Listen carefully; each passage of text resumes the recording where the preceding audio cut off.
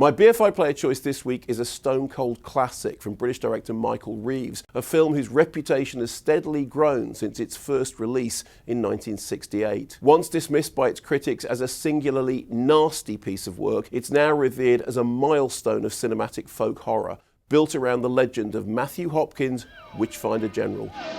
You are all of you confessed idolaters. However, these proceedings shall be carried out through due process of law. What law demands, we shall satisfy. You will each be tied in a prescribed fashion and cast into the moat. Should you then sink, we will know that your confessions are false. If, on the other hand, you are seen to swim or float, then your confessions of witchcraft are proven beyond a doubt in the sight of God, and you will be withdrawn from the water and hanged by the neck until you are dead.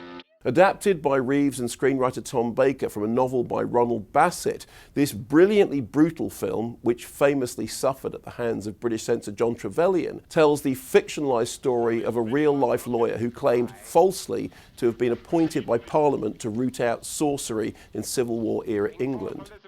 It's a heady mix of pointed political satire and grueling historical horror, shot through with a particularly vicious streak of cynicism that marks it apart from so much contemporary exploitation fare. Horror legend Vincent Price stars as Matthew Hopkins, while Ian Ogilvy plays Roundhead soldier Richard Marshall, who becomes Hopkins' nemesis.